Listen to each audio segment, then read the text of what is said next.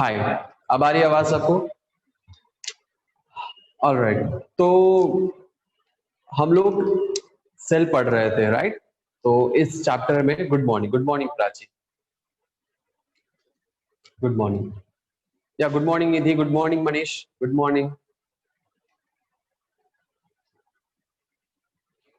तो हम लोग सेल पढ़ रहे थे और हम लोग सेल के बारे में कुछ डिटेल्स हम लोग, गुड मॉर्निंग नितेश, डिटेल्स हम लोग पढ़ चुके हैं। हमने देख लिया है कि सेल क्या होता है, सेल का फंक्शन क्या है ना।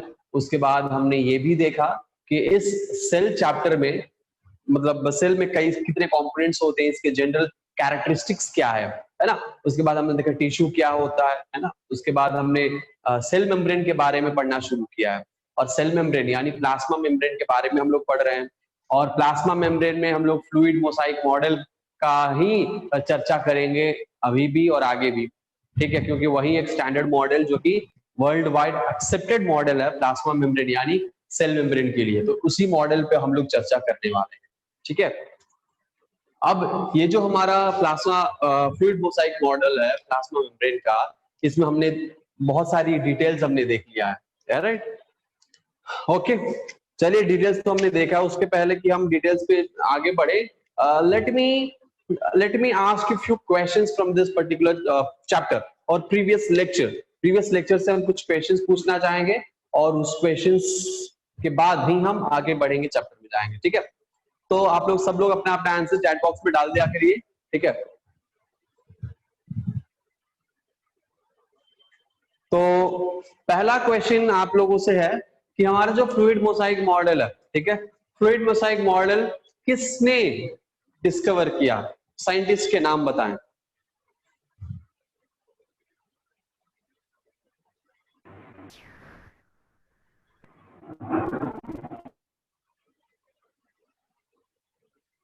Yes, okay,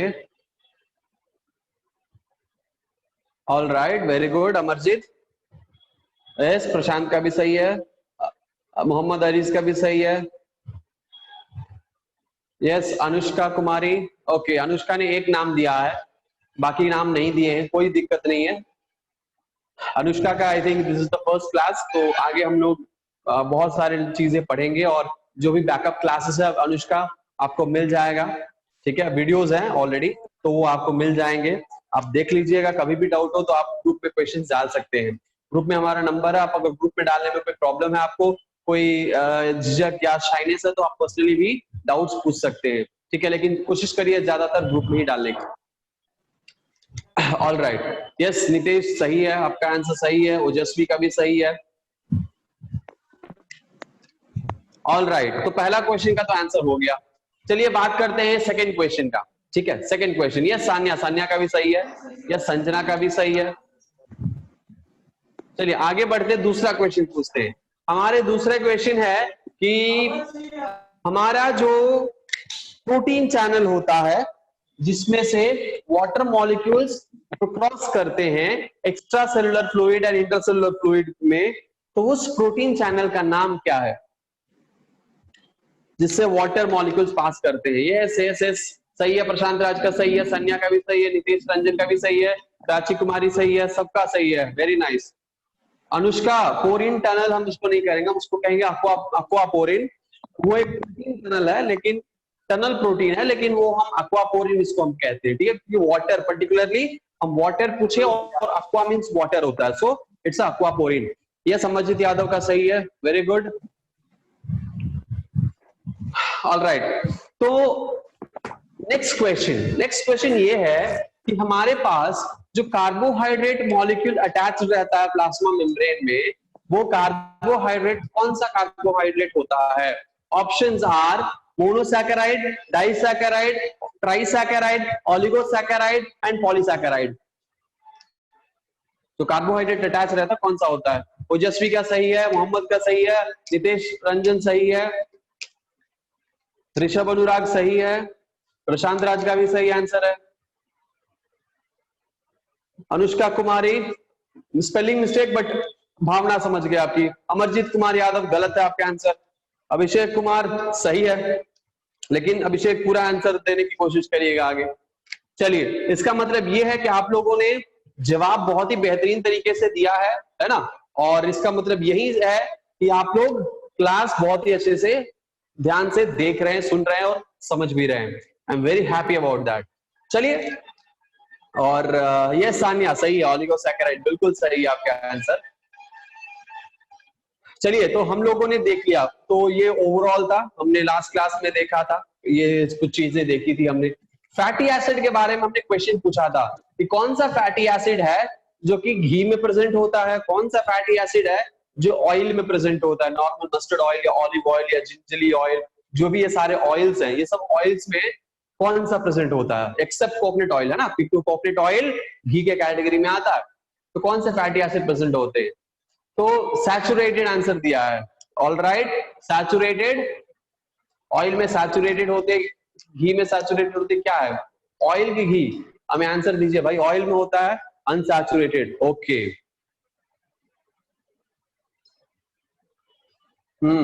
okay, ghee is saturated. All right, okay. चलिए, सो मैक्सिमम लोगों ने यहाँ पे आंसर दे दिया है। ऑल राइट, सही है, सही है, सही है। All right, very good, very good. तो हमारे जो ऑयल होते हैं उसमें कौन से फैटी एसिड प्रेजेंट होंगे? मान के चलिए कि ये हमारा फैटी एसिड है, तो ऑयल में ये फैटी एसिड, ये सैचुरेटेड है कि अनसैचुरेटेड, आपने आंसर दे दिया है, ठीक है। और ये हमारा जो फैटी एसिड क्यों यहाँ पे बेंड हुआ है, इस बेंड के पीछे कारण क्या है? ये फैटी एसिड, ये हमारे महाशय खुश हैं, लेकिन ये महाशय दुखी है क्योंकि उनका पैर टूट गया है। लेकिन ये महाशय खुश हैं क्योंकि इनका पैर जो है वो टूटा नहीं है, सीधा है। कारण क्या है इनके सीधे पैर का और टूटे हुए पैर का? तो जो पैर इनका सीधा है, जिन महाशय का पैर सीधा है, यानी इसमें जो बॉन्ड बना है वो सिंगल बॉन्ड है। इसमें जो बॉन्ड, कार्बन कार्बन बॉन्ड बना है, ये जो फैटी एसिड है is nothing but carbon carbon bond, है ना। ये जो कार्बन कार्बन बॉन्ड यहाँ पे बना है, वो अगर सिंगल बॉन्ड है तो वो स्ट्रेट लाइन होगा। लेकिन अगर वहीं पे अगर कहीं भी डबल बॉन्ड आ जाए तो वहीं से वो स्ट्रक्चर जो है कट जाता है, अपने डायरेक्शन चेंज कर लेता है, ठीक है। तो डबल बॉन्ड के वजह से ही यहाँ पे ये इनका पैर टूट जाता है, ठीक है।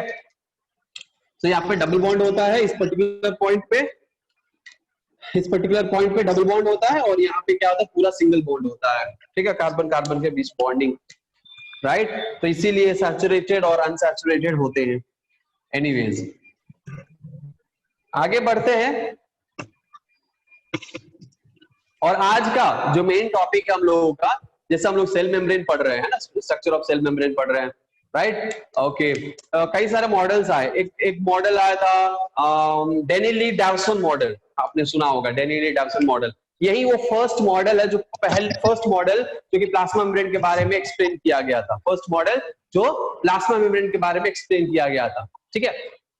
उसके बाद सैंडविच मॉडल आया, तो डिफरेंट आपको मतलब सैंडविच मॉडल कहा गया। उसके बाद डिफरेंट मॉडल्स आए, लेकिन फ्लूइड मोजाइक मॉडल जो है वो वर्ल्ड वाइड एक्सेप्टेड था। ऑल राइट, चलिए,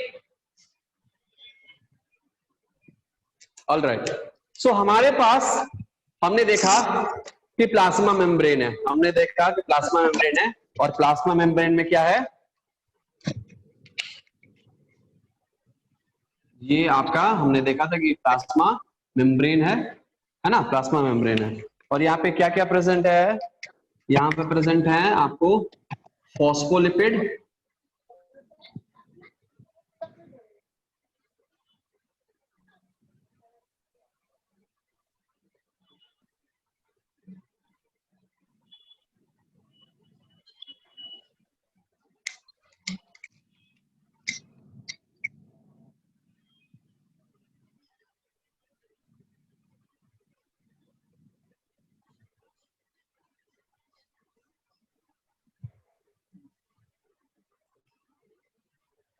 ठीक है। So this is phospholipid bilayer, और हम कह सकते हैं कि इसके बीच में क्या प्रेजेंट है, इसके बीच में भी हो सकता है आपको यहाँ पे अक्वापोरिन है, यहाँ पे क्या है, अक्वा यहाँ पे अक्वापोरिन है ना। और इसके बाद इसमें कोलेस्ट्रॉल है इसके बीच में, इसके बीच में क्या है, इसके बीच में हो सकता है कि आपको कोलेस्ट्रॉल प्रेजेंट है,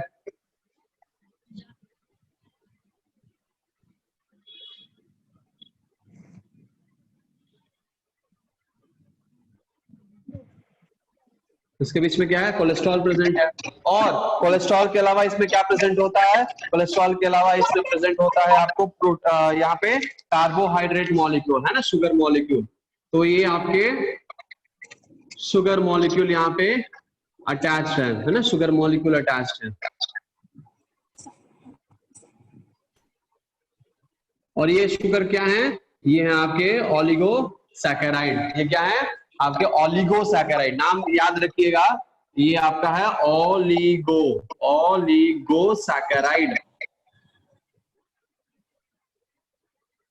ठीक है, ओलिगोसैकेराइड।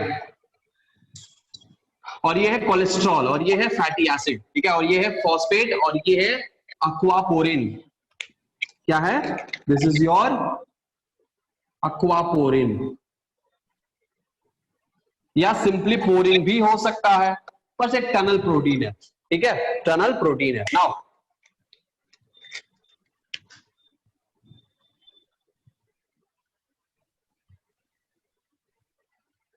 ऑल राइट, क्लियर है? ओके, इसके आगे हम लोग देखते हैं कि इसमें और क्या क्या चीज होती है।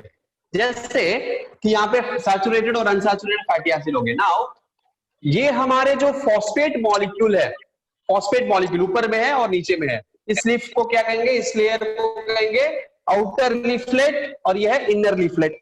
और ये है आपका इंटरसेलुलर मेम्ब्रेन या मैट्रिक्स, सॉरी मेम्ब्रेन नहीं मैट्रिक्स, और बाहर वाला एक्स्ट्रा सेलुलर मैट्रिक्स।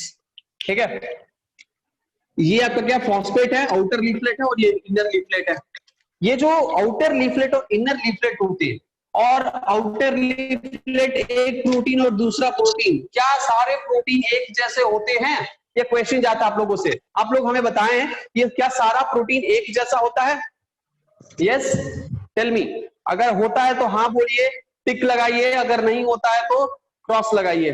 बताइए, लगाइए। तो आपके पास ऑप्शन होगा, पार्टिसिपेंट्स भी जाएगा तो नीचे चैट बॉक्स में, या पार्टिसिपेंट्स में नीचे ऑप्शन होगा टिक मार्क करने का, क्रॉस करने का। अगर होता है तो टिक मारिए, अगर नहीं होता है तो क्रॉस कर दीजिए।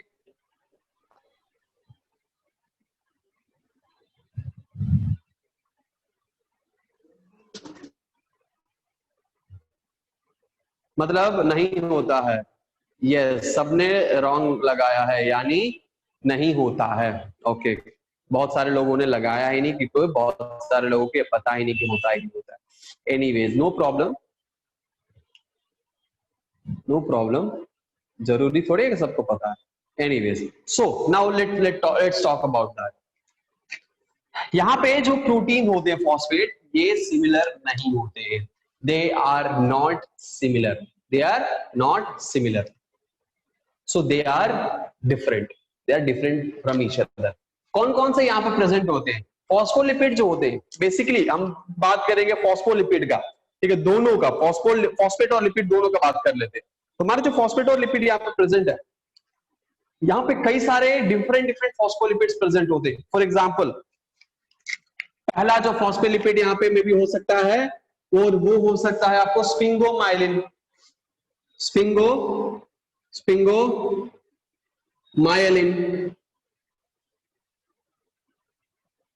स्पिंगोमाइलिन यहाँ पे फॉस्फोलिपिड हो सकता है।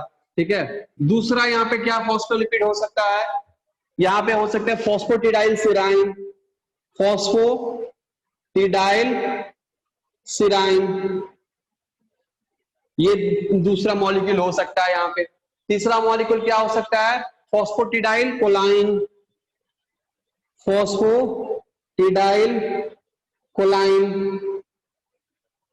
यहाँ पे ये हो सकता है। चौथा क्या हो सकता है, चौथा हो सकता है फैटी डाइलिनोसिटॉल, फैटी डाइनोसिटॉल, ये हो सकते हैं। उसके बाद क्या हो सकते हैं, फॉस्फेटिडोग्लिसरॉल, यहाँ पे ग्लिसरॉल, फॉस्फेटिडोग्लिसरॉल हो सकते हैं।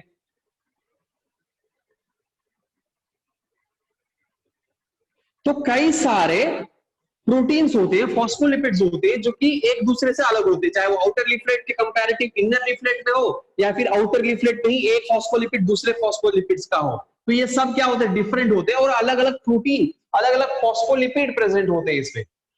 ठीक है, इसमें एक और आता है एक इंपॉर्टेंट, आप कह सकते हैं उसको अमीनो फॉस्फोलिपिड्स। ठीक है, यानी इसमें अमाइन ग्रुप है, अमीनो फॉस्फोलिपिड्स। ठीक है, अमीनो फॉस्फोलिपिड्स।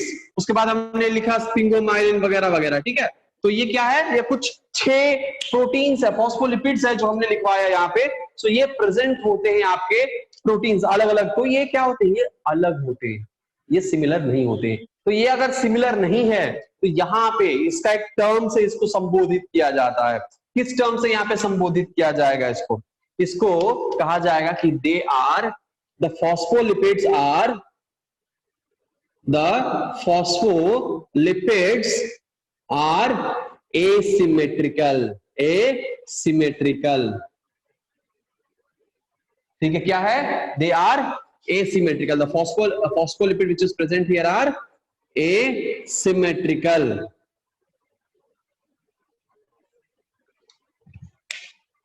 ठीक है, एंड अगर बात करें ये फैटी एसिड का, तो फैटी एसिड भी क्या होता है, fatty acids are also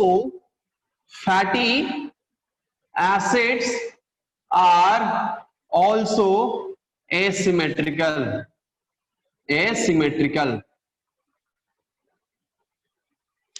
clear है, fatty acids are also asymmetrical। all right, so phospholipid molecules are arranged in 2 layers। each phospholipid molecule resembles the headed pin shape। है ना, phospholipid क्या कहता है, पिन जैसा। आपको देखा होगा आपने, बेल पिन ऐसा ही कुछ होता है ना, ऊपर में राउंड होता है और फिर नीचे एक ऐसे नुकीला पॉइंट होता है, तो ये पिन जैसा दिख रहा है। सो हम कह सकते हैं कि इस phospholipid molecule resembles the headed pin in shape. The outer part is phospholipid molecule, phosphate molecule, and the second portion is your lipid molecule or fatty acid, and the outer part of phospholipid layer, which means the outer leaflet molecule, is we call it as outer leaflet, and the inner portion we call it as inner leaflet। the inner portion we call it as inner leaflet। all right,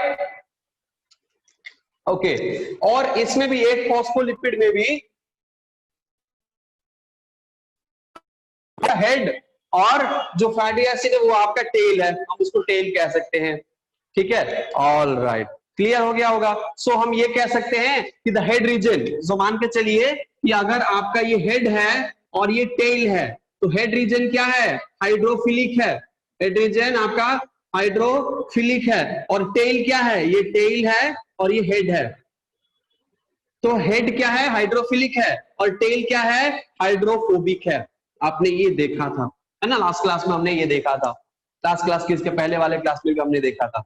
तो इसमें क्या क्या molecules present है, ये एक बात का ध्यान रखिए, इसमें क्या क्या मॉलिक्यूल्स अभी तक प्रेजेंट हुए हैं। यहाँ पे प्रेजेंट हुए phosphate molecule, fatty acid phosphate, cholesterol है यहाँ पे, और ये है कार्बोहाइड्रेट, इसके साथ साथ ओलिगोसैकेराइड, इसके साथ साथ हमारे पास यहाँ पे एक प्रोटीन चैनल है जो कि पूरीन है, जो कि मॉलिक्यूल्स को क्रॉस करने में मदद करेगा। और ऐसे मॉलिक्यूल जो हाई मॉलिक्यूलर वेट के हैं, they are polar in nature. Molecule which is having high molecular weight, they are polar in nature.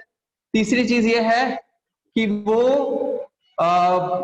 Water soluble होते हैं, तो ऐसे मॉलिक्यूल को क्या करेगा, ये मेम्ब्रेन पास नहीं करने देगा, इसीलिए यहाँ पे पोरीन चैनल, पोरीन बनाया गया है। ठीक है, क्लियर है। उसके बाद अगर हम बात करें कोलेस्ट्रॉल का, ठीक है, तो कोलेस्ट्रॉल जो होते हैं वो सॉफ्ट होते हैं, है ना, वो अरेंज होते हैं यहाँ पे। ऑलराइट, उसके बाद अगर हम बात करें लिपिड लेयर का फंक्शन का, लिपिड लेयर क्या है, लिपिड लेयर का फंक्शन यहाँ पे, क्योंकि हमारे पास लिपिड है तो इन लिपिड का यहाँ पे रोल क्या होता है। तो लिपिड लेयर जो होते हैं वो सेमी परमिएबल होते हैं। ठीक है, सेमी परमिएबल यानी सिर्फ वाटर मॉलिक्यूल को पास नहीं करने देंगे, लेकिन यहां से lipid soluble substances, fat soluble substances, है ना, lipid soluble, fat soluble, like oxygen, carbon dioxide, alcohol. तो ये सब क्या है? फैट सॉल्युबल सब्सटेंस है। ऑक्सीजन, कार्बन डाइऑक्साइड, अल्कोहल, ये सब क्या है? ये सब फैट सॉल्युबल सब्सटेंस है और they are fat soluble substances. और ये ऐसे फैट सॉल्युबल सब्सटेंस, और सबसे कॉमन, क्योंकि हम लोग जानते हैं ऑक्सीजन कार्बन डाइऑक्साइड हमेशा हम लोग पढ़ेंगे कि ये कैसे पास करता है। तो ऑक्सीजन कार्बन डाइऑक्साइड और अल्कोहल, ये क्या है? Fat soluble molecule and they can easily pass through, they can easily pass through the membrane, pass through the membrane. ठीक है, they can easily pass through the membrane. But water soluble substances like, water soluble substances like, तो important है और जो हम लोग commonly जानते हैं उसका कुछ एग्जांपल देते हैं। अच्छा, एक और एग्जांपल यहां पे देते हैं। एक क्वेश्चन है, ग्लूकोज, ग्लूकोज फैट सॉल्युबल होता है कि वाटर सॉल्युबल होता है? प्लीज आप लोग आंसर चैट बॉक्स में दीजिए कि ग्लूकोज जो हम लोग कॉमनली यूज करते हैं, घर में ग्लूकोज यूज कर रहे हो या फिर नॉर्मल हमारा बॉडी का ग्लूकोज हो, ये सारा जो ग्लूकोज होते हैं ये फैट सॉल्युबल होते हैं कि वाटर सॉल्युबल होते हैं? चैट बॉक्स में अपना आंसर देते जाइए, कम ऑन जल्दी करिए। I am waiting for the answers. लगता है ऋषभ अनुराग ने आंसर दे दिया। नहीं, ओजस्वी, ओजस्वी ने आंसर दिया। ऋषभ अनुराग ने भी आंसर दे दिया, फैट बोला इन्होंने। ठीक है, अभिषेक कुमार वाटर बोला, अमरजीत दोनों बोला।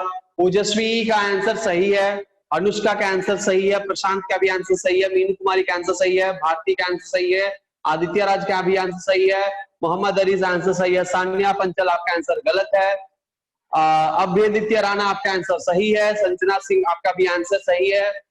तो मैक्सिमम लोगों ने जो अभी आंसर दिया उसमें 98% लोगों ने आंसर, 95% लोगों ने आंसर सही दिया है।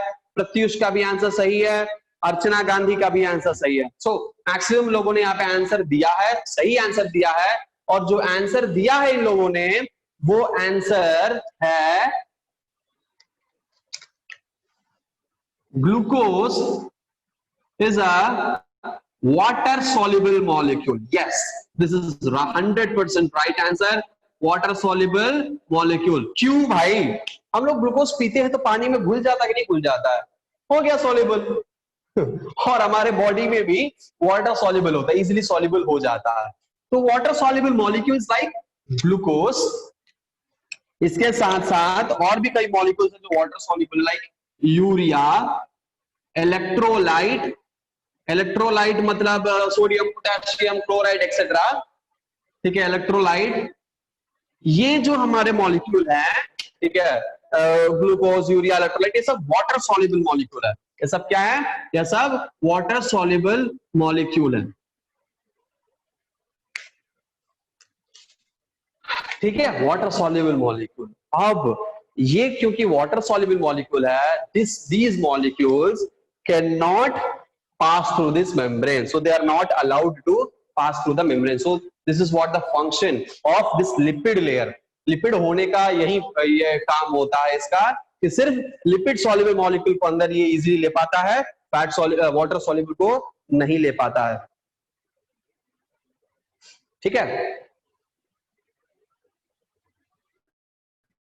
इसके अलावा हमारे जो प्रोटीन्स होते हैं यहाँ पे, ये प्रोटीन्स, यहाँ पे कई तरह के प्रोटीन्स प्रेजेंट होते हैं, जैसे अब जिनको हम कहते हैं इंटेग्रल प्रोटीन्स, जिनको हम कहते हैं इंटेग्रल प्रोटीन्स। यहाँ पे क्या होते हैं? इंटेग्रल प्रोटीन्स भी प्रेजेंट होते हैं।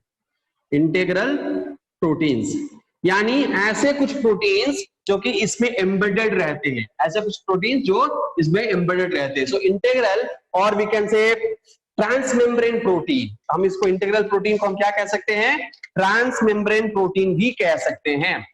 ट्रांस मेम्ब्रेन प्रोटीन ये भी प्रेजेंट होते हैं, ट्रांसमेम्ब्रेन प्रोटीन भी प्रेजेंट होते हैं। ये क्या है? ये they pass through the cell membrane, they pass through the cell membrane from one side to the other side, है ना? ये क्या करते हैं? ये one side to other side ये पास करते हैं, मतलब एक बाहर से लेकर अंदर तक ये कंप्लीटली इसमें एम्बेडेड हो जाते हैं, उन्हीं को कहते हैं इंटीग्रल प्रोटीन। और इंटीग्रेशन का मतलब क्या होता है, जुड़ना, कंबाइन हो जाना, ज्वाइन हो जाना। तो ये क्या इस लेयर के साथ ये इंटीग्रेट हो जाते हैं और इसीलिए हम इनको क्या कहते हैं, इंटीग्रल प्रोटीन्स कहते हैं। ठीक है, ओके।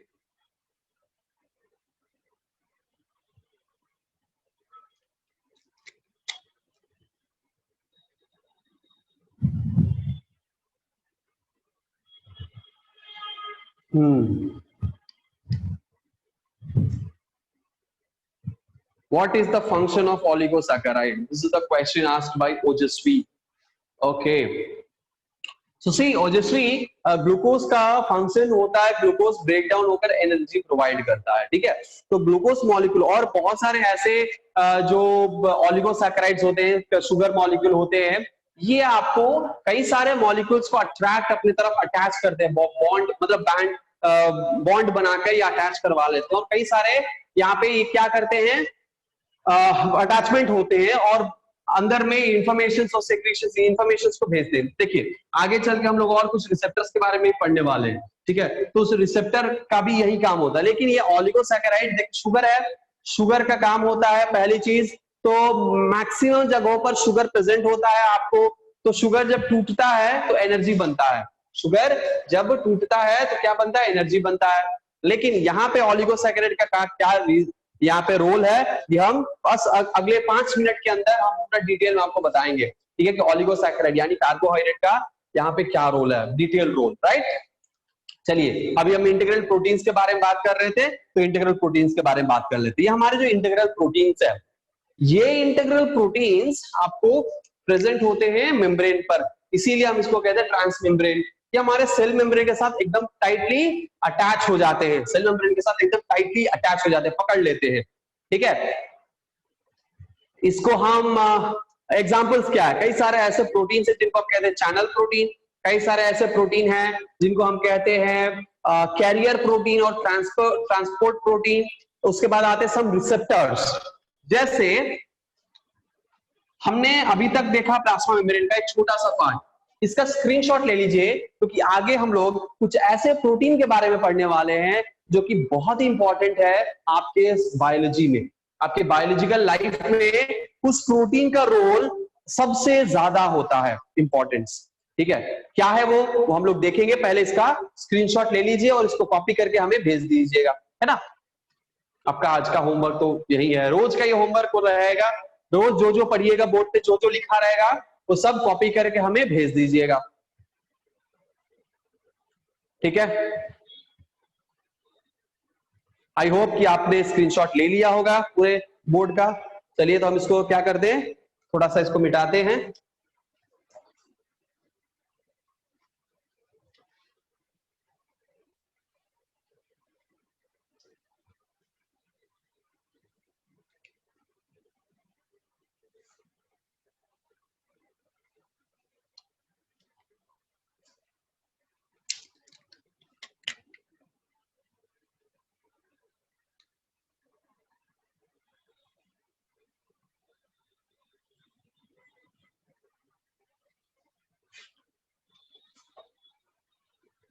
ओके, तो मान के चलिए ये हमारा जो प्लाज्मा मेम्ब्रेन है, ये प्लाज्मा मेम्ब्रेन के पास कुछ ऐसे प्रोटीन्स होते हैं, राइट, कुछ ऐसे प्रोटीन्स होते हैं जैसे कि हम यहाँ पे इसको हमने लिखा, इसके अलावा तो सब जगह पे प्रेजेंट है। तो हम कुछ इस पर्टिकुलर रीजन को इसी तरह से क्या करते हैं, इसी तरह से हम इस पर्टिकुलर लेयर को भी हम डिवाइड कर देते हैं, मतलब ब्रेक करके देखते हैं, जूम करके, फोकस करके।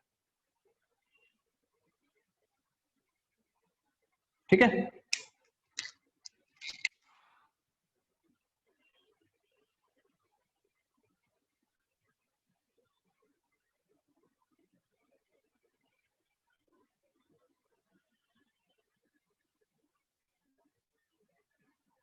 तो यहाँ पे कुछ कुछ कुछ लेयर को हमने क्या किया, कुछ लेयर को हमने क्रॉस सेक्शन किया और हम देख रहे हैं यहाँ पे कि यहाँ पे क्या होता है। So now there is one protein molecule which is embedded on the plasma membrane which is a type of integral protein, which is nothing but a type of integral protein. Integral protein, ये integral protein का नाम है receptor. नहीं, receptor नहीं, हम आपको बताते हैं, आप लोग मुझे बताइएगा कि इसका प्रोटीन का नाम क्या हो सकता है। ठीक है, इसका प्रोटीन क्या स्ट्रक्चर क्या होता है, इसका फंक्शन क्या होता है। Let me explain you that first. क्या होता है कि इस प्रोटीन का एक हिस्सा बाहर की तरफ होता है, इसका एक हिस्सा बाहर की तरफ होता है, ठीक है, सर्प जैसा दिख रहा है, इसका एक हिस्सा बाहर की तरफ होता है और बाकी का हिस्सा अंदर, फिर कुछ बाहर, फिर कुछ अंदर,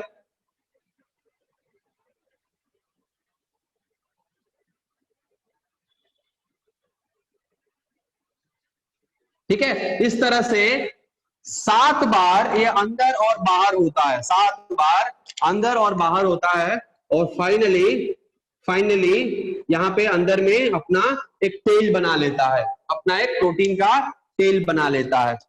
तो ये जो मॉलिक्यूल है, ये जो मॉलिक्यूल हमने यहाँ पे बनाया है, ये मॉलिक्यूल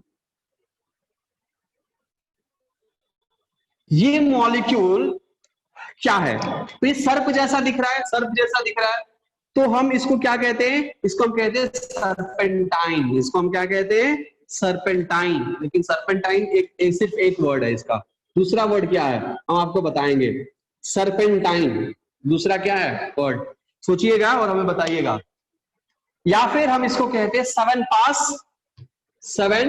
पास डैश, ठीक है। ये क्योंकि ये इसका जो बॉडी है, ये हेड रीजन है, ये बॉडी है और ये टेल है, ठीक है। ये हेड है, ये बॉडी है और ये टेल है। अपना हेड रीजन चेंज होता रहता है, बॉडी जो है वो चेंज होता है, हेड जो है वो चेंज होता रहता है depending upon the molecule which is going to attach with this particular protein, ठीक है। इस प्रोटीन के साथ ऐसे कई सारे मॉलिक्यूल आकर अटैच होने वाले हैं, और जैसे ही अटैच होंगे अंदर में प्रोटीन का चेंज होगा। यहाँ पे प्रोटीन मॉलिक्यूल उसी के अकॉर्डिंग जो मॉलिक्यूल आकर अटैच होने वाला है। फॉर एग्जाम्पल यहाँ से यहाँ पे एक मॉलिक्यूल, इस तरह से एक मॉलिक्यूल आकर अटैच होने वाला है, या फिर कुछ इस तरह से मॉलिक्यूल आकर अटैच होने वाला है, या कह सकते हैं कुछ इस तरह से मॉलिक्यूल आकर अटैच करने वाला है, ठीक है। इसमें से जो मॉलिक्यूल आकर अटैच हुआ उसी के अकॉर्डिंग ये प्रोटीन का अंदर में प्रोटीन चेंज होगा, ठीक है। अब ये सांप जैसा दिख रहा है, इसीलिए हम इसको कहेंगे सर्पेंटाइन। उसके बाद अलग अलग नाम होते हैं, लेकिन ये 7 बार देखिए, इसका बॉडी 1 2 3 4 5 6 7 बार अंदर बाहर ऐसे हुआ है, मतलब क्रॉस किया है, तो इसीलिए हम इसको कहेंगे 7 पास डैश। इसका काम क्या है? ये एक प्रोटीन है, इसका काम क्या है? ये एक प्रोटीन है, ऐसा प्रोटीन जो कि बाहर से आने वाले हार्मोन्स इस पे अटैच होते हैं, एंजाइम्स इस पे अटैच होते हैं, हार्मोन्स आकर अटैच होते हैं, एंजाइम्स से हार्मोन्स, केमिकल्स, और इसको हम क्या कहते हैं? रिसेप्टर। इसको हम कहते हैं रिसेप्टर। ये क्या है? ये है आपका रिसेप्टर। सो सर्पेंटाइन रिसेप्टर, 7 पास रिसेप्टर, ठीक है, 7 पास रिसेप्टर। तो रिसेप्टर मॉलिक्यूल्स होते हैं, ठीक है, रिसेप्टर मॉलिक्यूल्स, यानी ये एक ऐसा प्रोटीन मॉलिक्यूल हमारे प्लाज्मा मेम्ब्रेन के ऊपर एम्बेडेड रहता है। ऐसा सिर्फ 7 पास से नहीं, कई सारे different kinds of receptor present होते हैं। आसानियां हम बता रहे, डोंट वरी, फिर से रिपीट कर रहे हैं, डोंट वरी। तो ये हमारे जो रिसेप्टर होते हैं, ये रिसेप्टर हमारे different types of receptors present होते हैं, अलग अलग टाइप ऑफ रिसेप्टर।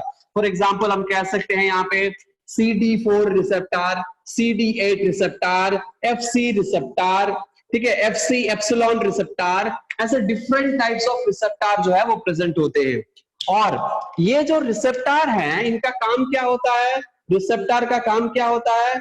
तो मान के चलिए कि ये रिसेप्टर, यहाँ पे कोई रिसेप्टर अटैच है, ठीक है, यहाँ पे कोई रिसेप्टर यहाँ पे अटैच है, ठीक है, और बाहर से कोई मॉलिक्यूल आ रहा है, बाहर से क्या आ रहा है? कोई मॉलिक्यूल आ रहा है, खुशी खुशी। ये मॉलिक्यूल आकर इसके साथ क्या हो जाएगा, अटैच हो जाएगा। जैसे ही इसके साथ अटैच होता है ये प्रोटीन, ये जो हमारा रिसेप्टर मॉलिक्यूल है, ये हमारा रिसेप्टर, ये क्या करेगा, अंदर में सिग्नल भेजेगा। और ये सिग्नल क्या करेगा, यहाँ पे सिग्नल भेजेगा और सिग्नल अंदर उसी के, इस प्रोटीन का जो फंक्शन होता है, ये प्रोटीन का जो प्रॉपर्टी होता है, उसी प्रोटीन के अकॉर्डिंग, यानी जो ये मॉलिक्यूल आकर अटैच हुआ है ये भी एक तरह का प्रोटीन ही है। इस प्रोटीन के अकॉर्डिंग, ये प्रोटीन जो जो फंक्शन या कैरेक्टरिस्टिक्स या प्रॉपर्टीज का होगा उसके अकॉर्डिंग अंदर में प्रोटीन बनेंगे, उसके अकॉर्डिंग अंदर में वो कन्फर्मेशनल चेंज होंगे और इसी के अकॉर्डिंग सिग्नल अंदर सेल के अंदर पास होगा। तो इसीलिए हम इसको कहते हैं रिसेप्टर। हम इसको क्या कहते हैं, रिसेप्टर। यानी कोई भी मॉलिक्यूल जो बाहर से आ रहा है उसको सेल के अंदर नहीं ले जाकर सिर्फ उससे इंफॉर्मेशन को गैदर कर ले रहा है, और इसीलिए हम इसको कहते हैं रिसेप्टर, यानी रिसीव करने वाला। ठीक है, क्या कहेंगे, रिसेप्टर यानी रिसीव करने वाला, रिसेप्टर या रिसेप्टर। तो वो इंटीग्रल प्रोटीन क्या है, वो इंटीग्रल प्रोटीन यहाँ पे है रिसेप्टर, है कि नहीं है, बोलो क्या है यहाँ पे इंटीग्रल प्रोटीन, रिसेप्टर। ठीक है, हाँ सानिया बोलिए, डाउट रह गया और भी, अभी भी डाउट रह गया है?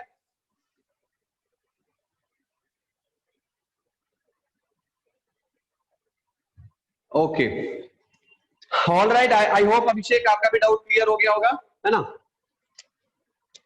तो ये है रिसेप्टर जो कि उस मॉलिक्यूल को रिसीव कर रहा है। कोई भी मॉलिक्यूल हो सकता है, यहाँ पे मान के चलिए यहाँ पे कोई दूसरा रिसेप्टर है यहाँ पे, ठीक है, यहाँ पे क्या है, कोई दूसरा रिसेप्टर है, कोई भी रिसेप्टर हो सकता है। यहाँ पे कुछ इस तरह के रिसेप्टर यहाँ पे बने हैं।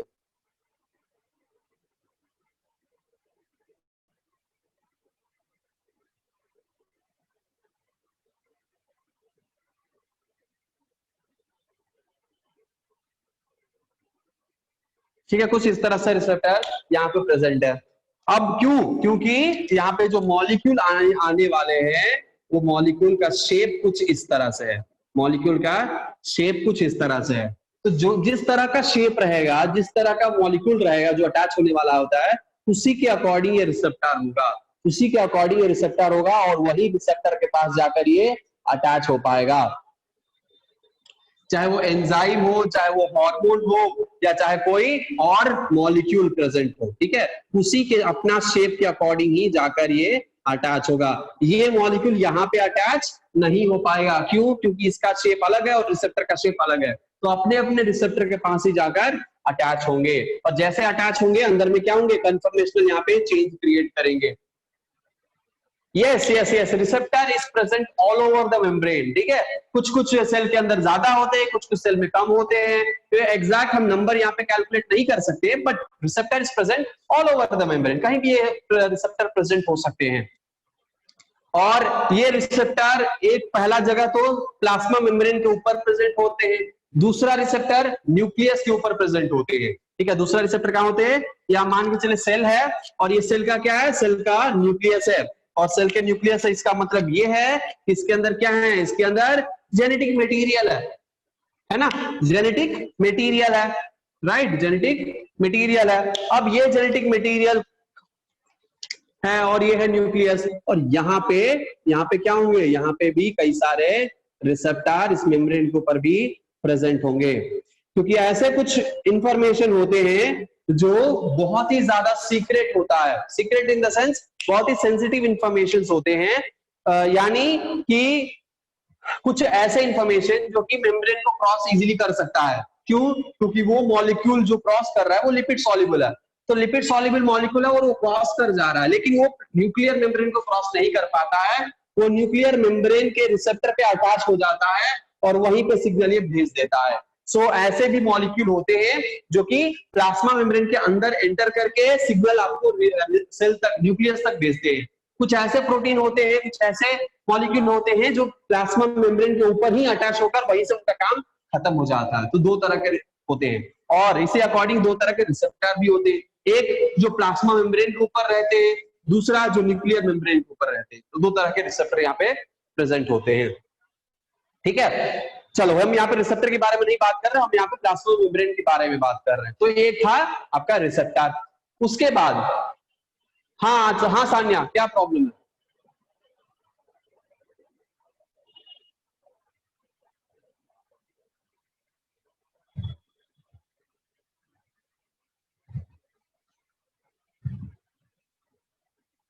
हाँ तो अपना हाथ नीचे कर लीजिए ना, हाथ उठाइए, इसीलिए मुझे लग रहा है कि कोई दिक्कत है आपको। ठीक है, तो ये था कुछ रिसेप्टर मॉलिक्यूल। इसके अलावा कुछ एंटीजन भी प्रेजेंट होते हैं जो हमारे सरफेस के ऊपर प्रेजेंट होते हैं, मेम्ब्रेन के ऊपर प्रेजेंट होते हैं।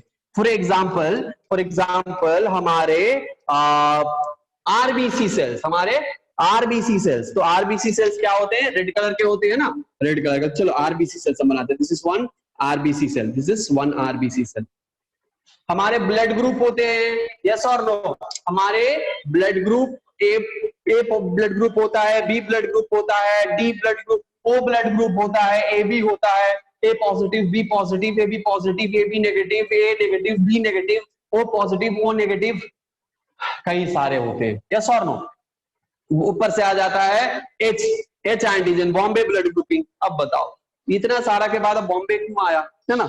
बॉम्बे ब्लड ग्रुप नहीं आता तो क्या काम नहीं चलता? लेकिन नहीं, आ ही गया। खुजली हो रही थी उसको बिना आए, बताओ। हमें एक्स्ट्रा एक चीज पढ़ना पड़ा।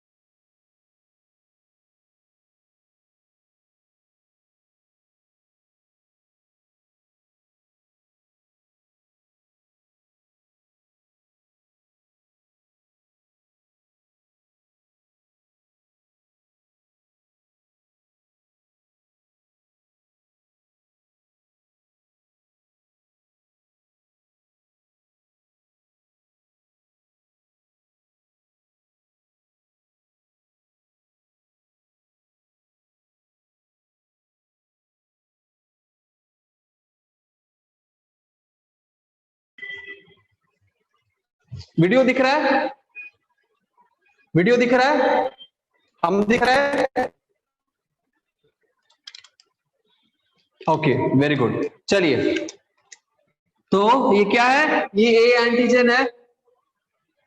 अगर वीडियो नहीं आ रहा है तो दोबारा से लेफ्ट होकर ज्वाइन कर लीजिए, हो सकता है इसलिए वीडियो नहीं आ रहा है। एक बार आप लेफ्ट होकर ज्वाइन कर लीजिएगा।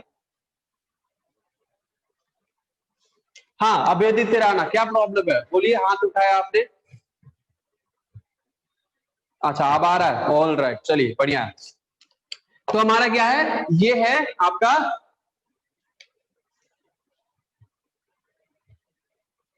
बहुत सारे यहाँ पे क्वेरीज आ गए भाई, आई देख लेते हैं। ओके ओके ओके,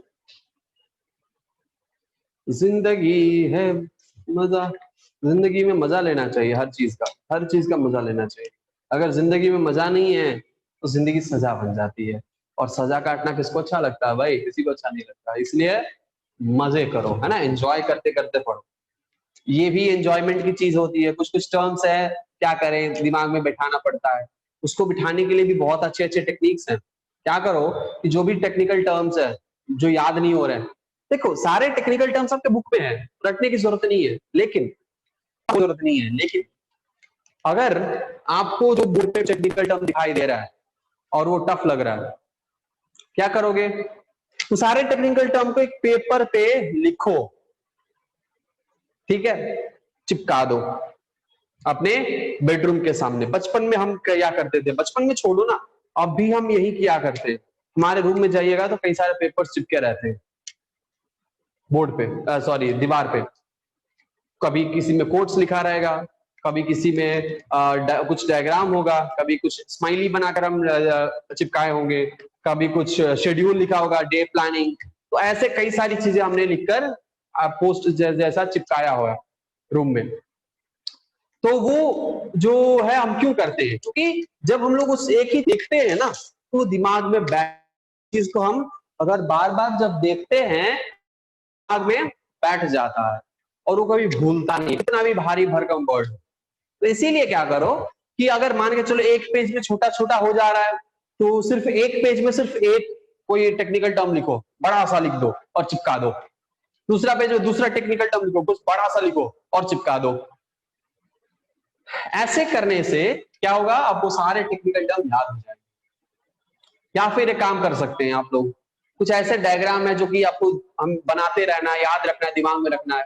मोबाइल का इस्तेमाल आप लोग बहुत ज्यादा करते हो, लैपटॉप का इस्तेमाल अगर कोई ज्यादा करता है तो मोबाइल और लैपटॉप का डेस्कटॉप स्क्रीन रख दो, है ना, वॉलपेपर रख दो, है ना, वॉलपेपर स्क्रीन का जो पिक्चर होता है, स्क्रीन पिक्चर जैसे डेस्कटॉप पिक्चर, वो रख दो। आप तो देखते रहोगे बार बार, तो आपको दिमाग में घुस जाएगा।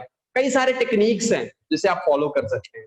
अपने किसी भी टर्म्स को बहुत ही सिंप्लीफाई तरीके से उसको तोड़कर अपने हिसाब से उसको किसी एक्टर से जोड़ देना, किसी मूवीज के साथ जोड़ देना, किसी खाने के जो खाने के शौकीन होते हैं खाने से जोड़ देना। हम जितने भी एग्जाम्पल देते हैं हम खाने के एग्जाम्पल देते हैं, है ना, क्योंकि मुझे खाने का बहुत शौक है। तो आप क्योंकि और मुझे याद रहता है, वो एग्जाम्पल एकदम सटीक बैठता है। तो उस तरह से आप अपने स्टडीज को मोल्ड कर सकते हैं, अपने स्टडीज को बहुत ही बेहतरीन बना सकते हैं, स्ट्रैटेजाइज कर सकते हैं, प्लानिंग के साथ पढ़ सकते हैं, है ना। तो चीजें जो होती है, हर चीज बहुत ही सिंप्लीफाइड तरीके से अगर आप समझने की कोशिश करिएगा, मजा आ जाएगा। और मजा नहीं तो सजा बन जाती है, और सजा किसको पसंद है भाई। इसलिए मजे लेते रहो और पढ़ते रहो। चलो, ये है आरबीसी। आरबीसी के ऊपर हमारे पास एंटीजन है, और वो एंटीजन अगर रहता है तभी ब्लड ग्रुप कहलाता है। तो हमारे आरबीसी के मेम्ब्रेन के ऊपर क्या रहेंगे, एंटीजन रहेंगे, विच मींस हमारे प्लाज्मा मेम्ब्रेन के ऊपर एंटीजन ही प्रेजेंट होता है। और वो एंटीजन क्या होता है, वो एंटीजन प्रोटीन का बना रहता है। क्या होता है, प्रोटीन का बना रहता है। ऑलराइट, चलो, तो ये सब कुछ इंटीग्रल प्रोटीन्स थे। ये सब क्या है, ये सब इंटीग्रल प्रोटीन्स है। तो हम कुछ लिस्ट आउट कर देते हैं यहाँ पे कि इंटीग्रल प्रोटीन्स कौन कौन से हैं, और उसको क्या करिएगा, नोट कर लीजिएगा, ठीक है। पहला तो इंटीग्रल प्रोटीन हम कह सकते हैं चैनल प्रोटीन, चैनल प्रोटीन। दूसरा ट्रांसपोर्ट प्रोटीन, ट्रांसपोर्ट प्रोटीन। तीसरा रिसेप्टर प्रोटीन या रिसेप्टर। चौथा हार्मोन, सॉरी क्या था, एंटीजन, एंटीजन, एंटीजन। तो ये सब क्या है, ये सब इंटीग्रल प्रोटीन्स है। कुछ एंजाइम्स भी होते हैं, कुछ एंजाइम्स आपको मेम्ब्रेन पे अटैच्ड होते हैं, मेम्ब्रेन पे होते हैं, कुछ एंजाइम्स होते हैं, ठीक है। तो ये सब क्या है, ये सब इंटीग्रल प्रोटीन्स कहेंगे हम। क्या कहेंगे हम, इन सबको कहेंगे इंटीग्रल प्रोटीन्स,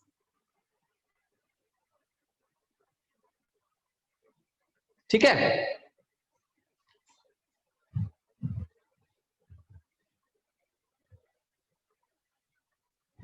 ऑल राइट, तो अगर हम आगे बढ़ते हैं,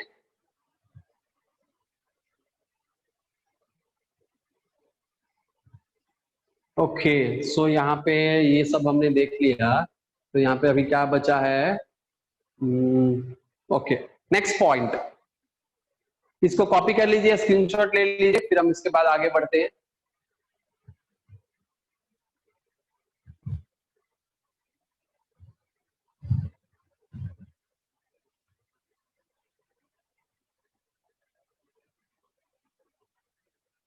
ठीक है, स्क्रीनशॉट ले लिया होगा।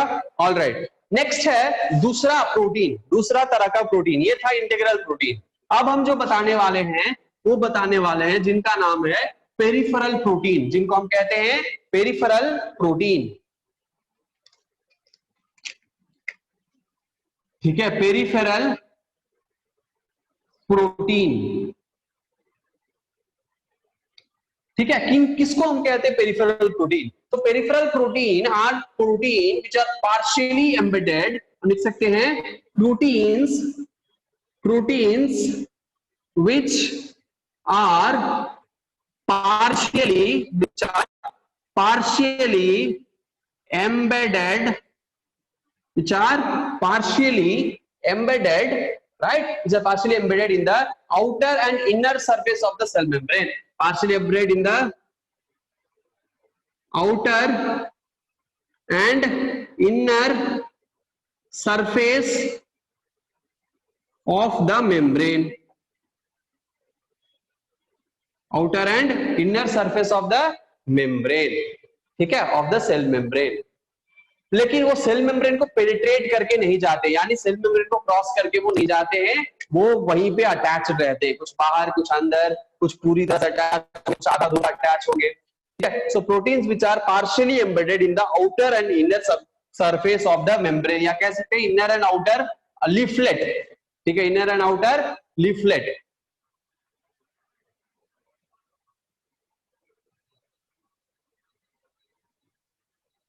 ऑलराइट, चलिए तो हम इसका एग्जांपल देते हैं, कौन कौन से क्या क्या प्रेजेंट होते हैं। तो यहाँ पे किस तरह से अटैच होते हैं, let me draw the layer here.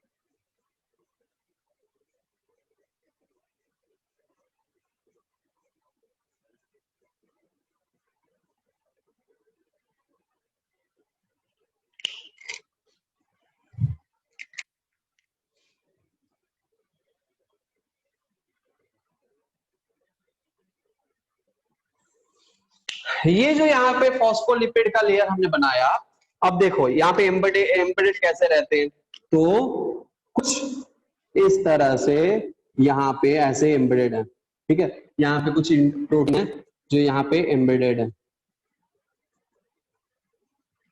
ठीक है, कुछ यहाँ पे एम्बेडेड है।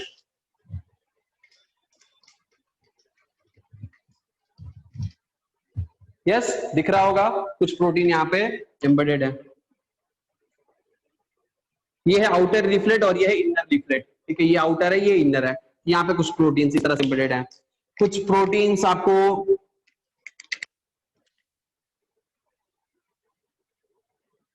इस तरह से यहाँ पे एम्बेडेड है, पूरी तरह से पूरा क्रॉस नहीं किए हैं, और ये ना ही ये अपना अटैचमेंट रिमूव किए हैं, लेकिन ये पार्शियली अंदर में कुछ यहाँ पे, कुछ इस तरह से, कुछ यहाँ पे अटैच है। ठीक है, कुछ यहाँ पे अटैच है, कुछ यहाँ पे अटैच है। तो इस तरह से कई सारे प्रोटीन मॉलिक्यूल्स जिनको हम पेरिफेरल प्रोटीन कहते हैं, ये हमारे fluid Mosaic model of plasma membrane, इस मेम्ब्रेन के साथ अटैच रहता है, फॉस्फोलिपिड मॉलिक्यूल के साथ, कुछ अंदर में, कुछ बाहर में, कुछ छोटे छोटे टुकड़ों में, अलग अलग हिस्सों में, एकदम फॉस्फोलिपिड के साथ जकड़ के एकदम टाइटली पकड़ के रखता है। ये लेकिन प्रोटीन लूज प्रोटीन होता है, बट ये टाइटली पकड़ के होल्ड करके यहाँ पे रखता है। ठीक है, ये लेकिन पेनिट्रेट नहीं करता, ये सेल के अंदर नहीं एंटर करता है, ये सेल मेम्ब्रेन के पास ही एम्बेडेड रहता है। ठीक है, ये सेल के अंदर एंटर नहीं करेगा, लेकिन सेल में ये एम्बेडेड रहेगा। ठीक है, क्लियर है? चलो अब बताते हैं यहाँ पे कि प्रोटीन्स का क्या क्या फंक्शन होता है। ठीक है, प्रोटीन्स का हमारे सेल मेम्ब्रेन में क्या क्या फंक्शन है। अगले क्लास में हम लोग साइटोप्लाज्म के बारे में पढ़ेंगे। ठीक है, आज हम लोग पूरा का पढ़े हैं, लेकिन इसके पहले कि हम चलो एक फंक्शन हम बता देते हैं इसका। तो अगर पंप है, यहाँ पे कुछ ऐसे होते हैं जो कि कैरियर प्रोटीन होते हैं, कुछ ऐसे प्रोटीन होते हैं जो क्या होते हैं, कैरियर प्रोटीन होते हैं। कुछ ऐसे होते हैं जो ट्रांसपोर्ट प्रोटीन होते हैं। एक और किस्म के यहाँ पे प्रोटीन इस पे अटैच रहते हैं जिनको हम कहते हैं पंप, जिनको हम कहते हैं पंप। यानी इस मेम्ब्रेन के ऊपर, इस मेम्ब्रेन के ऊपर क्या होते हैं, कुछ पंप होते हैं। ठीक है, कुछ पंप होते हैं जिनको हम कहते हैं, जिनको हम कहते हैं कैरियर प्रोटीन और ट्रांसपोर्ट प्रोटीन। इसको हम कहते हैं कैरियर प्रोटीन या फिर ट्रांसपोर्ट प्रोटीन। ये जो कैरियर प्रोटीन या ट्रांसपोर्ट प्रोटीन है, ये क्या काम करता है, तो मान के अंदर में क्या होता है, हमारा पोटेशियम का लेवल ज्यादा होता है और बाहर में सोडियम का लेवल ज्यादा होता है। ठीक है, बाहर में मान के चलो कैल्शियम का लेवल ज्यादा है तो अंदर में कैल्शियम कम होगा, अंदर में क्लोराइड ज्यादा है तो बाहर में क्लोराइड कम होगा। तो ये क्या होंगे, तो ये मॉलिक्यूल्स को बैलेंस इक्विलिब्रियम मेंटेन करने के लिए, फॉर एग्जांपल सपोज मान के चलो कि अंदर में पोटेशियम बहुत ज्यादा बढ़ गया और यहाँ पे बाहर में पोटेशियम की कमी हो गई, तो क्या होगा, ये जो पोटेशियम यहाँ पे प्रेजेंट है, ये जो पोटेशियम यहाँ पे प्रेजेंट है, अब ये बाहर की तरफ मूव करने लगेगा। ठीक है, बाहर की तरफ मूव करने लगेगा। Why, to maintain equilibrium, equilibrium in the sense internal and outernal, sorry internal and external surrounding जो है वो इक्वल अमाउंट में, इक्वल ऑस्मोलारिटी, इक्वल ऑस्मोलारिटी के साथ रहे, उसी को हम कहते हैं इक्विलिब्रियम मेंटेन करना, यानी इक्वालिटी मेंटेन करना। यानी the molecule, the amount of molecule which is present inside should be equal to the amount of molecule which is present outside the cell। ठीक है, जो सेल के अंदर जो मॉलिक्यूल प्रेजेंट है उसके मुकाबले सेल के बाहर जो मॉलिक्यूल प्रेजेंट है वो इक्वल होना चाहिए। ठीक है, उसी को हम कहते हैं इक्विलिब्रियम, इसी को हम कहते हैं इक्विलिब्रियम।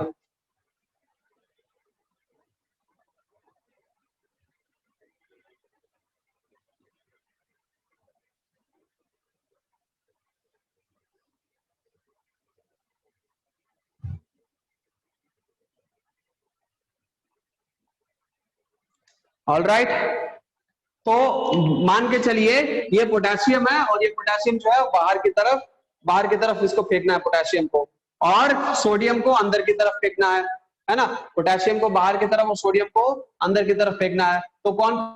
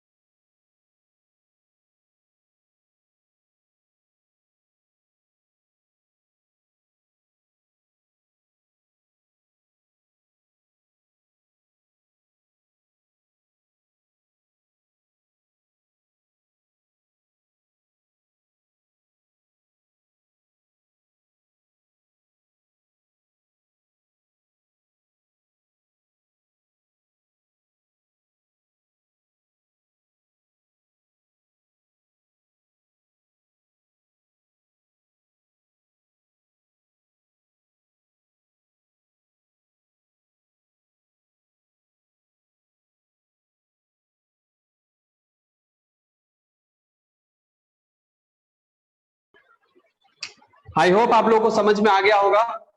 ठीक है, समझ में आ गया होगा, राइट। तो this is how the protein is. Number one pump का काम करेगा, दूसरा रिसेप्टर का काम करेगा, तीसरा इसमें कुछ एंजाइम्स भी होते हैं, चौथा एंटीजन होता है ना। तो एंटीजन क्या करेगा, एंटीबॉडी फॉर्मेशन को इंड्यूस करेगा, तो कई सारी चीजें यहाँ पे प्रेजेंट होती है। ठीक है, तो और हाँ, कुछ एंटीबॉडीज भी अटैच रहते हैं, कुछ हमारे WBC सेल्स होते हैं, उसके सरफेस के ऊपर एंटीबॉडी भी, वाई शेप एंटीबॉडी आपके अटैच रहते हैं। तो कई सारे प्रोटीन्स, और एंटीबॉडी भी एक तरह के क्या है, प्रोटीन से ही बने रहते हैं। तो जितने भी बॉडी में चीजें, सब कुछ प्रोटीन से बना रहता है। तो इस मेम्ब्रेन के ऊपर बहुत सारे मॉलिक्यूल्स प्रेजेंट होते हैं, but these are the important molecules which is present here. So इसको क्या करो, एक डायग्राम के रूप में एक पूरा स्ट्रक्चर बनाकर सीधा और डायग्राम के रूप में आप बना सकते हो। ठीक है, हमारे यहाँ पे पेरिफेरल प्रोटीन है, यहाँ पे हमारे इंटीग्रल प्रोटीन है, ठीक है, यहाँ पे क्या है, ट्रांसपोर्ट प्रोटीन है, यहाँ पे ट्रांसपोर्ट चैनल है, कैरियर प्रोटीन है, ठीक है, और ये हमारा फॉस्फोलिपिड बाइलेयर है, और यहाँ पे कार्बोहाइड्रेट है। ठीक है, चलो कार्बोहाइड्रेट के बारे में कुछ बात कर लेते हैं। कार्बोहाइड्रेट जो मॉलिक्यूल होते हैं वो नेगेटिवली चार्ज होते हैं, ठीक है, और कोई भी नेगेटिवली चार्ज सब्सटेंस को अंदर आने नहीं देंगे, पॉजिटिवली चार्ज रहेगा उसको ही आने देंगे। सो ये चैनल, ये मॉलिक्यूल्स के ट्रांसपोर्ट में मदद करेंगे। क्या करेंगे, ट्रांसपोर्ट, मॉलिक्यूल के ट्रांसपोर्ट में मदद करेंगे। यानी क्योंकि ये नेगेटिवली चार्ज है, तो जितने पॉजिटिवली चार्ज आयोन्स होंगे सिर्फ उनको ही अंदर आने देंगे। जैसे सोडियम है, sodium is positively charge ions, तो ये इजीली अंदर आने देंगे। कोई भी नेगेटिवली चार्ज मॉलिक्यूल को ये सेल के अंदर एंटर नहीं करने देंगे। ये इनका फंक्शन होता है। ठीक है, दूसरा फंक्शन होता है, ये जो हमारे कार्बोहाइड्रेट होते हैं, पतला सा लेयर बनाता है वहां पे। वो जो पतला सा लेयर है, हम उसको कहते हैं ग्लाइकोकैलिक्स। हम पतला सा लेयर जो वहां पे प्रेजेंट होता है, हम उसको कहते हैं ग्लाइकोकैलिक्स। जो पतला सा लेयर बनाएगा इसके ऊपर, मेम्ब्रेन के ऊपर, कार्बोहाइड्रेट है ये क्या करेगा, एक सेल से दूसरे सेल के बीच में एकदम टाइट फिक्सेशन बनाकर रखे, टाइट फिक्सेशन बनाकर रखे, यानी दोनों में टाइट जंक्शन यहाँ पे बनाएगा। जंक्शन नहीं बोल सकते, दोनों टाइटली अटैच हो जाते हैं। इसके वजह से, कार्बोहाइड्रेट के वजह से, इस ओलिगोसैकेराइड के वजह से। क्लियर है? तो ओलिगोसैकेराइड यानी कार्बोहाइड्रेट क्या करेगा, पहले, क्योंकि ये नेगेटिवली चार्ज मॉलिक्यूल होता है, किसी भी नेगेटिवली चार्ज मॉलिक्यूल्स को अंदर आने नहीं देगा, पहला पॉइंट। दूसरा पॉइंट ये है कि ये क्या करेगा, ये एक सेल और दूसरे सेल के बीच में टाइट फिक्सेशन बनाकर रखेगा। सो दो वेरी इंपॉर्टेंट पॉइंट है आपके कार्बोहाइड्रेट के। चलो, ये तो थे कार्बोहाइड्रेट के कुछ पॉइंट। इसके अलावा आपको कार्बोहाइड्रेट जो होते हैं रिसेप्टर के भी काम करते हैं। यस, कुछ हार्मोन्स होते हैं जो कि रिसीव करने का काम करते हैं। कुछ कार्बोहाइड्रेट मॉलिक्यूल ऐसे होते हैं जो रिसेप्टर के जैसे काम करेंगे, क्योंकि रिसेप्टर बेसिकली प्रोटीन का होता है, लेकिन कुछ ऐसे रिसेप्टर भी होते हैं जो कार्बोहाइड्रेट मॉलिक्यूल के होते हैं, और वो क्या करेंगे, कुछ हार्मोन्स को वो रिसीव करेंगे और अपना सिग्नल अंदर भेजेंगे। ये भी इंपॉर्टेंट काम होता है कार्बोहाइड्रेट का। ठीक है, तो ये था हमारा ओवरऑल सेल मेम्ब्रेन या ओवरऑल प्लाज्मा मेम्ब्रेन। अब इंपॉर्टेंट ये है इस सारे प्लाज्मा मेम्ब्रेन का फंक्शन क्या है। तो हम वो सारे फंक्शंस अभी हम क्या करते हैं, हम एक्सप्लेन कर देते हैं, और उसका नोट्स जो है, फोटो अभी हमारे पास है उसका नोट। जैसे क्लास खत्म होता है, ठीक है, आज रात 10 बजे से पहले आपको सेल मेम्ब्रेन का जो नोट्स है, ठीक है, हम कोशिश करेंगे कि ग्रुप में हम डाल दे, कोशिश करेंगे, हम गारंटी नहीं देते, लेकिन हम कोशिश करेंगे ग्रुप में डाल दे। अभी हम सारा फंक्शंस एक बार हम आपको एक्सप्लेन कर देते हैं ताकि आपको समझ में आ जाए, और खुद से भी आप लिख सकते हो। अभी आप जो हम फंक्शन यहाँ पे बताते जाएंगे, आप खुद से भी कॉपी करते जाना। तो आपको क्या होगा कि नोट्स अगर मान बाई चांस आप नहीं भेज पाए, नोट्स नहीं आपको मिला, ये सेल मेम्ब्रेन का फंक्शन नहीं मिला, तो आप लोग ऑलरेडी नोट कर चुके होंगे, क्योंकि हम क्लास में भी बता देंगे। ठीक है, ऑलराइट। पहला फंक्शन प्रोटेक्टिव फंक्शन। पहला क्या है, प्रोटेक्टिव फंक्शन, यानी cell membrane protects the cytoplasm. हम इसको प्लाज्मा मेम्ब्रेन क्यों कहते हैं, प्लाज्मा फ्लूइड, साइटोप्लाज्म के अंदर जो फ्लूइड है, राइट, सो उसके ऊपर एक कवर है, सो प्रोटेक्शन का काम करेगा। सो प्रोटेक्टिव फंक्शन पहला, cell membrane protects the cytoplasm and the cell organelles present in the cytoplasm. Clear है? सेल मेम्ब्रेन क्या करेगा, सब साइटोप्लाज्म को प्रोटेक्ट करेगा, अंदर के मेम्ब्रेन, अंदर के जो ऑर्गेनेल्स है उसको प्रोटेक्ट करेगा। दूसरा, सेलेक्टिव परमिएबिलिटी, यानी cell membrane act as a semi permeable membrane which allows the lipid molecule to pass through, which does not allow the water to pass through, which allows some molecule which is necessary for the cell, which it allow that particular molecule to enter, है ना। तो वो selective permeability यहाँ पे plasma membrane का काम होता है कि जो चाहिए बस वही मॉलिक्यूल अंदर आए, बाकी कोई मॉलिक्यूल अंदर नहीं आए। तीसरा फंक्शन, ये था दूसरा फंक्शन। तीसरा फंक्शन क्या है? एब्जॉर्प्टिव फंक्शन, एब्जॉर्प्शन, यानी जो न्यूट्रिएंट होते हैं हमारे, वो सारे न्यूट्रिएंट सेल के अंदर कैसे एब्जॉर्ब होंगे? एब्जॉर्प्शन होंगे, सेल मेम्ब्रेन के थ्रू ही एब्जॉर्ब होंगे ना, तो वो एब्जॉर्प्टिव फंक्शन भी वहां पे करता है। क्लियर है? सो अगर हम चाहे तो हम यहाँ पे लिख देते हैं, ठीक है, आप लोगों को ज्यादा प्रॉब्लम ना क्रिएट हो। ठीक है, पहला पहला है प्रोटेक्टिव फंक्शन, प्रोटेक्शन का काम करेगा। ठीक है, अब किसका प्रोटेक्शन आप डिफाइन करके लिख देना। दूसरा है आपका सिलेक्टिव परमिएबिलिटी, सिलेक्टिव परमिएबिलिटी। तीसरा फंक्शन अभी हमने बताया एब्जॉर्प्टिव फंक्शन, एब्जॉर्प्टिव फंक्शन। ठीक है, तीसरा हो गया। चौथा क्या है यहाँ पे? एक्सक्रीटरी फंक्शन, जो अंदर में जो वेस्ट मटेरियल है सेल का, उसको बाहर भेजना भी इस प्लाज्मा मेम्ब्रेन का ही काम होता है। ठीक है, तो ये क्या है? Excretory, excretory function. ठीक है, हम अगले क्लास में देखेंगे कि प्लाज्मा मेम्ब्रेन के बारे में थोड़ा सा, कि ये एंडोसाइटोसिस और एक्सोसाइटोसिस कैसे करता है। तो एंडोसाइटोसिस वही है एब्जॉर्प्टिव, और एक्सोसाइटोसिस यहाँ पे एक्सक्रीटरी है। ठीक है, तो दोनों हम दोनों के बारे में देखेंगे। तो चौथा फंक्शन था एक्सक्रीटरी। पांचवा इसका मेजर फंक्शन है exchange of gases, exchange of gases, ये इसका एक और फंक्शन हुआ। ठीक है, उसके बाद क्या है? Maintenance of cell size and shape. ठीक है, maintenance of cell size and shape, ये इसका आखिरी फंक्शन होता है। यानी क्या करेगा? ये cell membrane is responsible for the maintenance of shape and size of the cell. Clear? तो ये 5 से 6 फंक्शंस हैं जो कि सेल मेम्ब्रेन के हैं। ठीक है, और ये सारे फंक्शंस आपको नोट करना है, लिखना है, एज अ नोट्स मुझे सबमिट करना है। ठीक है, तो that's all for today. I hope आपको ये क्लास बहुत ही ज्यादा इंफॉर्मेटिव रहा होगा। अगर इंफॉर्मेटिव नहीं है, कोई फीडबैक है, तो आप लोग अभी दे सकते हैं। कुछ क्वेरी है, कुछ क्वेश्चंस है, तो अभी आप लोग पूछ सकते हैं। कोई भी प्रॉब्लम इशू आ रहा है नेटवर्क के अलावा, नेटवर्क के अलावा कोई भी अदर प्रॉब्लम्स आ रहे हैं क्लास में, तो आप हमें बता सकते हैं। ठीक है, अभी हम अभी 5 मिनट के लिए हैं, तो अभी जो जो प्रॉब्लम्स है, जो जो इश्यूज हैं, वो हमें क्लियर कट आप बता सकते हैं। ठीक है,